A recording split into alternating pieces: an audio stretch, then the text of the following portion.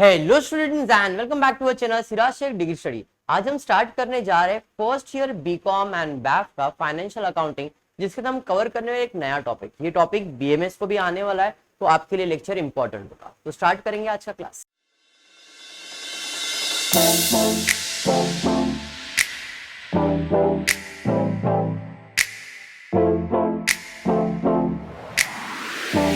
चलिए फिर स्टार्ट करेंगे आज का class. This is the first ever lecture for BCom, BAF, BBI, BMS. पहले तो कॉन्ग्रेचुलेशन सब लोगों को 12th में पास होने के लिए। कोविड के अंदर तुम लोगों ने इतना मेहनत करके अपने आप को ग्रूम किया है, पीछे नहीं रहे आप लोग, कैसे कैसे करके आगे तो आ गए। बट अब से फ्यूचर स्टार्ट होने वाला है। एंड फ्यूचर क्या है? तो फ्यूचर ये है कि आपने 2 साल जो किया आपकी स्टडी लाइफ में 11th एंड 12th, इसमें आपने सिर्फ और सिर्फ सब्जेक्ट को जाना है। अब आप सब्जेक्ट को जान के पहचान के आपका करियर बनाने वाले हो। तो कुछ स्टूडेंट ऐसे हैं जो बीकॉम कर रहे, कुछ स्टूडेंट ऐसे हैं जो बीएमएस कर रहे, कुछ बीबीआई कर रहे, कोई बीएफएम करेगा, कोई बैफ करेगा। सब अलग अलग स्ट्रीम में जाएंगे। क्यों? उनको ऐसा लगता है कि भाई हमने जो स्टडी किया उसमें ये सब्जेक्ट में मेरा जो मास्टरी वो ज्यादा है, इस पे मैं जल्दी से पढ़ सकता हूँ, मुझे जल्दी समझ सकता है, and I can make my career in that field. इसलिए आपने आपके हिसाब से आपका करियर सिलेक्ट कर लिया। आप वो बीकॉम कर रहे हो तो ऐसा नहीं कि सर हम बीकॉम कर रहे हम कुछ नहीं कर रहे। क्या आप बीकॉम भी कर रहे हो तो आप सब चीज का नॉलेज ले ही रहे हो। बैफ कर रहे हो वो अकाउंट्स का नॉलेज ले रहा है, बीएमएस कर रहा है वो मैनेजमेंट स्टडीज का नॉलेज ले रहा है, बीबीआई कर रहा है वो बैंकिंग इंश्योरेंस का नॉलेज ले रहा है। सब सब्जेक्ट के बारे में आप जान रहे हो। बट बीकॉम एक ऐसा बंदा है जो हर एक के बारे में जानने वाला है, हर चीज उसके अंदर आने वाला है, थोड़ा थोड़ा थोड़ा थोड़ा करके। बीकॉम में तो सब आने वाला है, बैफ में सब चीज नहीं आएगा। बैफ में पर्टिकुलर अकाउंट से रिलेटेड आएगा, बीएमएस में मैनेजमेंट स्टडी रिलेटेड आ जाएगा, बीबीआई में बैंकिंग इंश्योरेंस आ जाएगा, बीएफए में फाइनेंशियल मार्केटिंग आ जाएगा। सबका अलग अलग चीज है, वो पर्टिकुलर सब्जेक्ट की स्टडी है। बट बीकॉम सिर्फ और सिर्फ कॉमर्स से रिलेटेड सब्जेक्ट्स के बारे में नॉलेज मिलने वाला है। ठीक है, होपफुली सबने यूनिवर्सिटी का फॉर्म, फर्स्ट रजिस्ट्रेशन सब कर लिया होगा। जल्दी फर्स्ट लिस्ट भी आ जाएगा, एडमिशन भी हो जाएगा। एंड अब से करियर पे फोकस करो 3 साल। ये 3 ईयर आपके करियर में बहुत इंपॉर्टेंट रोल प्ले करेगा। आप तो जूनियर कॉलेज में जाते थे, वो जूनियर कॉलेज और ये सीनियर कॉलेज में बहुत वास्ट डिफरेंस है।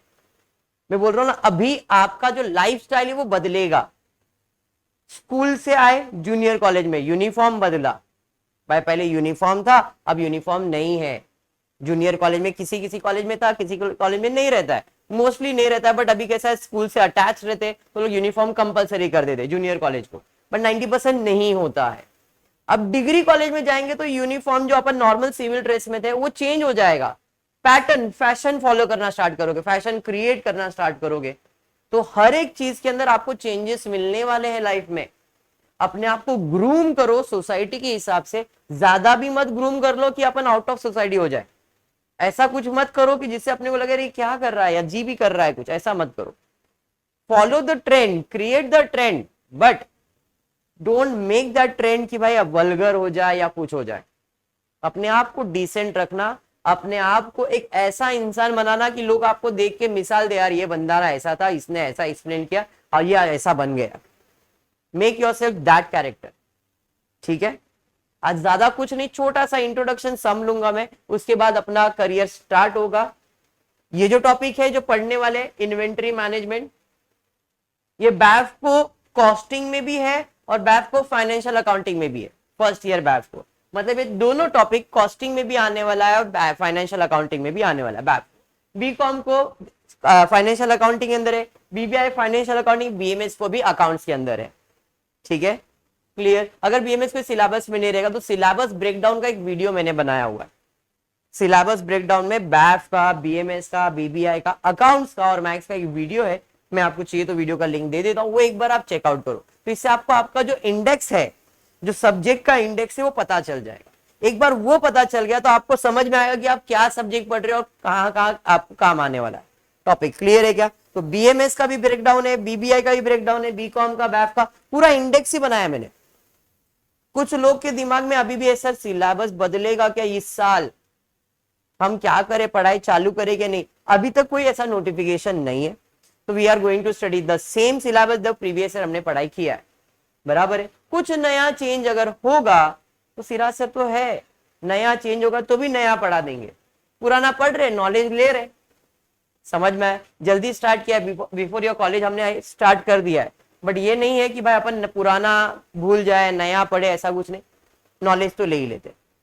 रणछोड़दास सांसद ने कहा है नॉलेज जहां बढ़ता है ले लो, नॉलेज तो नॉलेज ही है, नुकसान तो है नहीं। ठीक है, तो स्टार्ट करते topic, that is inventory valuation. Stock valuation भी नाम है इसका, इन्वेंटरी वैल्यूएशन का दूसरा नाम है स्टॉक वैल्यूएशन। इन्वेंटरी का मतलब स्टॉक होता है, इन्वेंटरी सामान, सामान यानी कि स्टॉक, तो ये स्टॉक वैल्यूएशन भी नाम आ सकता है या इन्वेंटरी वैल्यूएशन भी आ सकता है। छोटा सा टॉपिक है, करना क्या है, आप एक अकाउंटेंट हो, आपको स्टॉक का हिसाब किताब रखना है, कितना आया, कितना गया, कितना बचा, कितना आया, कितना गया, कितना बचा, बस इतना ही हिसाब रखने का है। भाई इससे इतना सामान खरीदा था, इसको इतना सामान बेच दिया, अभी इतना सामान बचा है, इतना ही है, यस इतना ही है। खाली मेथड है उसको मेंटेन करने का, जिसमें आपके सिलेबस में दो मेथड आने वाला है, FIFO method and weighted method. FIFO method and weighted. ये फीफो क्या होता है? फीफो का मतलब होता है FIFO, फीफो। फीफो का मतलब है फर्स्ट इन फर्स्ट आउट। जो पहला सामान आया था वो सामान पहला बेचो। मैंने दुकान में लाके रखा है, ड्रेस पीस लाके रखा है, 1 तारीख को ड्रेस पीस आया, अगले महीने के 1 तारीख को दूसरा ड्रेस पीस आया, अगले महीने के तीसरे 1 तारीख को इतने सारे ड्रेस, तो कौन सा पहला बेचोगे आप? जो पहला आया ना सर, उसे कहते हैं फीफो मेथड। समझ में? जो पहला स्टॉक आया है पहले उस स्टॉक को बेचो, फिर दूसरा स्टॉक, फिर तीसरा स्टॉक। समझ में आया क्या? क्लियर? वेटेड में क्या होता है? अरे सब स्टॉक सेम है, मर्ज कर दे, बेच देंगे। 1 तारीख को स्टॉक पड़ा था, अगले 1 महीने अरे उसी के अंदर डाल रहे हैं कि 100 रुपया वाला ही है, अरे यार उसमें 100 वाला ही है, फिर अपन बेच देंगे। इधर क्या होगा? एवरेज रेट निकलेगा, सब एक साथ आ जाएगा और फिर बेच देंगे। बात समझ में आया? फीफो में क्या करना है? जो मटेरियल पहले आया उसे पहला बेचो, वेटेड में सब एक साथ करो फिर बेचो। बात समझा? दो मेथड का कंसेप्ट क्लियर है। चलिए फिर बढ़ते अपने सिलेबस की तरफ, देखते हैं अपने को सम्स क्या करना है। कुछ इस तरह का क्वेश्चन होगा आपको, that is from the following transaction of purchase and issue for consumption. क्या दिया आपको? आपको डिटेल दिया है, आपने कितना परचेज किया, कितना इशू किया। इशू मतलब बेचा, इशू का मतलब बेचा, परचेज मतलब खरीदा। तो आपको डिटेल दिया है परचेज का भी इशू का भी। Find out the value of closing stock if cost is computed on FIFO basis and weighted average rate. इतना सा क्वेश्चन है। 1 जनवरी 2 जनवरी 3 जनवरी 4 जनवरी, इतना 4 ट्रांजैक्शन है। कितना यूनिट आया, कितना यूनिट बेचा, इशू का मतलब बेचा। बस ये है, डेट वाइज लिखना, कोई भी डेट को मिस नहीं करना है। जो भी हिसाब किताब होगा क्रोनोलॉजिकल ऑर्डर में डेट वाइज होगा। हो सकता है इधर सीक्वेंस नहीं हो, बट आपको सीक्वेंस देख के एंट्री पास करनी है। ठीक है, कॉलम की बात करूंगा तो इधर कॉलम कौन सा बनता है? तो इसके अंदर कॉलम के अंदर आपको जैसा दिख रहा है, डेट, रिसिप्ट या परचेज कहते हैं इसे, रिसिप्ट या परचेज, इशू या सेल्स कहते हो, एंड देन बैलेंस। तीनों में सेम कॉलम है। Unit, rate per unit cost, unit, rate per unit cost, unit, rate per unit cost. इतने कॉलम्स बनेंगे, बराबर है। डेट में तो आपको मालूम है क्या लिखोगे? डेट लिखोगे। परचेज किया है तो परचेज में लिखोगे, सेल्स किया है सेल्स में लिखोगे, और फिर उसका बैलेंस निकालोगे। Column done. ठीक है, चलिए फिर स्टार्ट करते, सम देखते क्वेश्चन क्या दिया। तो अपने को डिटेल्स दिया है, 1 जनवरी को 10 यूनिट खरीदा गया है 1 रुपए के हिसाब से। 2 जनवरी को 15 यूनिट खरीदा गया है 1 रुपया 20 पैसे के हिसाब से। 3 जनवरी को सेल्स कर दिया, 4 जैन को सेल्स कर दिया। अरे हाँ, तो 2 परचेज है और 2 सेल्स है, तो सीक्वेंस के हिसाब से 1 जनवरी को अपने पास कितना यूनिट खरीदा गया है? 10 यूनिट। कितने में? 1 रुपए में। परचेज किया गया है तो अपन परचेज में लिखेंगे। तो यहां पे जाता हूं मैं परचेज में, 1/1/2011 में जो दिया है, ईयर दिया है, क्या ईयर दिया है जरा देख लेते। यहाँ पे ईयर 2014 दिया है, तो ईयर 2014 बराबर है। आराम से पहले देख लो फिर लिख लो। हमने कितना यूनिट खरीदा है? 10 यूनिट। कितने में? 1 रुपए। तो इसका कॉस्ट कितना आएगा? 10 रुपया। खाया नहीं? सेल्स किया क्या 1 तारीख को? नहीं। तो व्हाट इज द बैलेंस? तो पूरा बैलेंस ही है ना, 10 यूनिट बैलेंस है, 1 रुपए के हिसाब से 10 रुपया। अरे समझा? बैलेंस समझ में आया? परचेज किया, सेल्स किया क्या? नहीं, तो बैलेंस पूरा है, तो पूरा बैलेंस दिखा दिया मैंने। उसके बाद सेकेंड को क्या हुआ जरा चेक करते। तो सेकेंड को हमने 15 यूनिट खरीदा, 1 रुपया 20 रुपए, 1 रुपया 20 पैसे के हिसाब से। तो तारीख क्या है? 2 जैन 2014 को 15 यूनिट खरीदा, 1 रुपया 20 पैसे के हिसाब से। Very important point for 13 standard, good news, अपने को कैलकुलेटर अलाउड है, तू खरीद लेना। हाँ बस, और कुछ नहीं है, टपाटप टपाटप टपाटप बराबर है। तो कैलकुलेटर नाम का प्राणी खरीद लेना है, उसपे बटन्स रहते हैं, नंबर, मल्टीप्लाई, प्लस माइनस सब करने का है। 12 जैसा नहीं कि अपने को टोटल करना पड़ेगा, नहीं। इधर कैलकुलेटर बोर्ड एग्जाम में लेके जा सकते हो, खाली क्लास में नहीं, स्कूल में, कॉलेज में, अरे लेके जा सकते हैं, एग्जाम में लेके जा सकते हैं, कोई आपको मना नहीं करेगा। लेकिन नॉर्मल कैलकुलेटर, साइंटिफिक कैलकुलेटर नहीं, ठीक है। तो यहाँ पे 15 इंटू 1.2 करो, देखो कितना आ रहा है। मेरे हिसाब से 60 करके देखना, 60 रहेगा शायद, एक बार मल्टीप्लाई करके देखो, 60 नहीं रहेगा, ज्यादा रहेगा। 1.2 इंटू 15, 12 5 60 प्लस 10 600, देखो ना, मल्टीप्लाई करो फटाफट। 15 इंटू 1.2, क्या मोबाइल पे भी यूज करने नहीं आता है? 15 इंटू 1.2 कितना है? 18 आया, चलो 18 आएगा, कुछ नहीं, भड़कने का क्या उसका। सेट लिख दिया तो लिख दिया इंसान यार। क्लियर है यहां तक? पक्का समझा? चलिए डैश डैश डैश। अब very important point, FIFO method से ये सम सॉल्व कर रहा हूं मैं।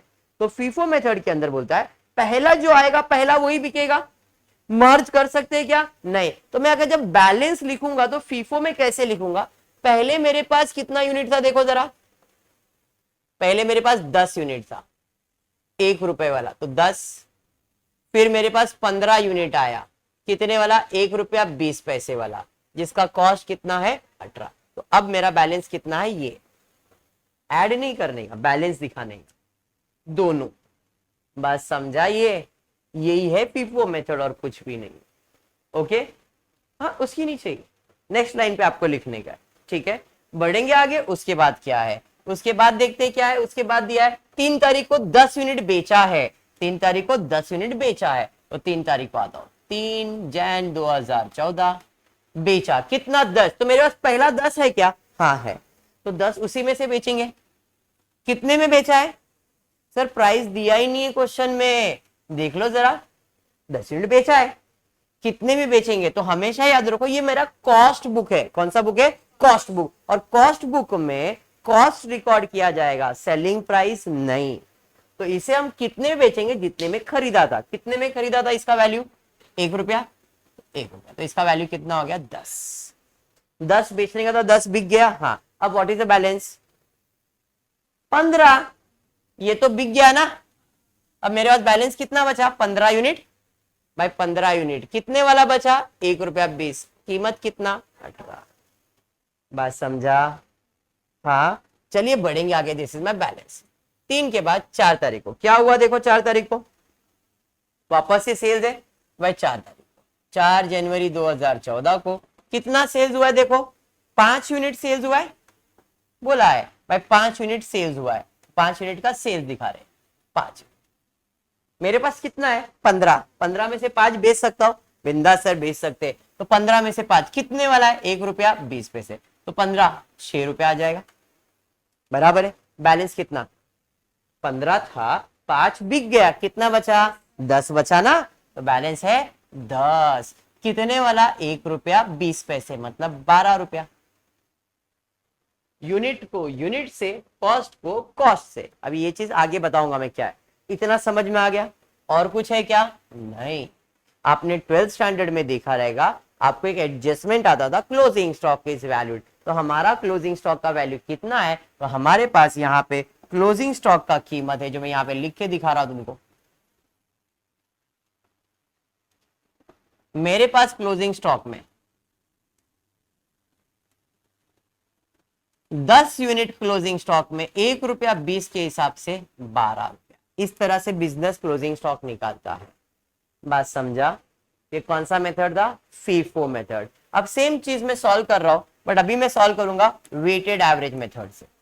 सेम सम, क्वेश्चन विशन सब सेम रहेगा, कॉलम वगैरह सब सेम, एवरीथिंग सेम, खाली मेथड बदलने वाला है। चलो मेथड बदल देते। 1 तारीख को क्या हुआ था? परचेज किया, कितना? 10 यूनिट। कितने वाला? 1। तो बैलेंस कितना? 10। भाई 10 यूनिट बैलेंस है, 1 रुपए के हिसाब से 10। कुछ भी चेंज था क्या? 2 तारीख को क्या किया भाई? 2 तारीख को कितना? 15 यूनिट परचेज किया, 1 रुपया 20 पैसे के हिसाब से 18 रुपया। तो बैलेंस कितना? 10 और 15, 25। ऐसा फीफो में और ऐसा वेटेड में। लास्ट स्टॉक मर्ज कर, समझा? तो यहां पे याद रखने का वेटेड में यूनिट को यूनिट में, कॉस्ट को कॉस्ट में। तो भाई इसका कॉस्ट कितना? 18, इसका कितना? 10। तो टोटल 18 और 10 28। यूनिट को यूनिट में परचेज किया तो ऐड करने का, सेल्स किया तो माइनस करने का। कॉस्ट को कॉस्ट के साथ, यूनिट को यूनिट के साथ, कॉस्ट को कॉस्ट के साथ। परचेज है तो ऐड, सेल्स है तो माइनस। तो अब 25 यूनिट है अपने पास, कितने रुपए में? 28 रुपए में। तो रेट पर यूनिट कैसे निकालेंगे? 28 डिवाइडेड बाय 25। तो अपने को क्या मिल जाएगा? 28 डिवाइड बाय 25 मुझे मिलेगा रेट पर यूनिट। कैलकुलेटर नाम का प्राणी अपने पास है ही है, तो 28 डिवाइड बाय 25 कर दो, कितना आता है देखो जरा। रेट पर यूनिट कितना? अरे डर मत बोल, 1.12। आगे भी का नंबर रहेंगे ना, इतना ही है। चलिए फिर ठीक है, 1.12 होता है ये उम्र में, नॉर्मल सी बात है। 28 divide by 25, it's normal. Clear है यहां तक? तो दिस इज माय बैलेंस। फर्क समझ में आया वेटेड और फीफो में क्या है? अभी हमने इसके बाद 3 तारीख को क्या किया? बेचा है। यहाँ पे 3 को, 3 जैन 2014 को कितना यूनिट बेचा है? 10 यूनिट। कितने में बेचोगे? तो what is the weighted average cost? 1.12। 1.12 समझ में आया? तो 10 इंटू 1.12 कर दो, 11.2 हो जाएगा, मल्टीप्लाई ना। तो 25 में से 10 चला गया, बचा कितना? 15। 28 में 11.2 माइनस कर दो, कितना आएगा देखो? 28 में मैंने क्या बताया? यूनिट को यूनिट के साथ, कॉस्ट को कॉस्ट के साथ, यूनिट को यूनिट के साथ, कॉस्ट को कॉस्ट के साथ। परचेज है तो ऐड, सेल्स है तो माइनस। 25 में 10 माइनस किया, कितना आया? 15। 28 में 11 माइनस करो, कितना आ रहा है? 16.8। इसका रेट पर यूनिट देखना सेम रहेगा। कैसे निकालोगे? 16.8 डिवाइड बाय 15 करके देखो, यही रेट पर यूनिट आना चाहिए, मतलब आंसर राइट है। मेरे पास 16.8 कॉस्ट और मटेरियल 15 बचा है। कैलकुलेट करो, 11.2, 1.12 आ रहा है क्या देखो? आएगा ही, नहीं आया मतलब आपने प्रॉब्लम में मिस्टेक किया है। 1.12 क्लियर हुआ? तो this is my balance now. Next उसके बाद वापस 4 तारीख को क्या हुआ? 4 जैन 2014 को फिर से सेल्स हुआ है 5 यूनिट। कितने में बेचोगे? वही 1.12 में। तो 5 इंटू 1.12 कर लो, कितना आ गया देखो? 5 इंटू 1.12 कितना? 5.6। ये समझा? अभी यूनिट को यूनिट के साथ, कॉस्ट को कॉस्ट के साथ, सेल्स है तो माइनस। तो 15 में से 5 माइनस किया, 10। 16.8 को 5.6 से माइनस कर दो, 16.8 माइनस 5.6, 11.2। समझ में आया? इसका कॉस्ट 1.12। तो this is my closing stock. इसके आगे तो सॉल्व नहीं करना है। तो क्लोजिंग स्टॉक कितना है? 10 यूनिट, 1.12 वाला 11.2, और यहां पे था 12 रुपया। फीफो वेटेड समझ में? ज्यादा आज नहीं, आज इतना ही है, बट समझो टॉपिक क्या है, यही करना है आपको, फीफो और वेटेड। क्लियर है? पक्का? और करियर के बारे में अभी से सोचना चालू करो, that is more important, because future अगर अच्छा रहेगा तो आपकी लाइफ अच्छी रहेगी। ठीक है? पक्का? चलिए, होपफुली आपको वीडियो पसंद आ रहेगा तो प्लीज वीडियो को लाइक कर देना, फ्रेंड्स ग्रुप में शेयर करना और चैनल को सब्सक्राइब करना। Thank you for watching the video.